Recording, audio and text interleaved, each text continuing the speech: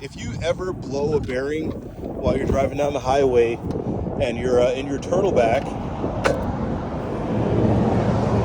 you have another bearing. It's this one right here. So you're going to have to take that whole arm off, undo all the bolts, the nuts.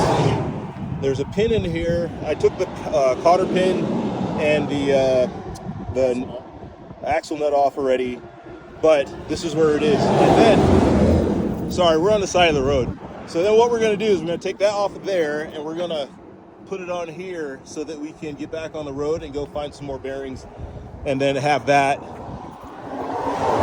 get it replaced.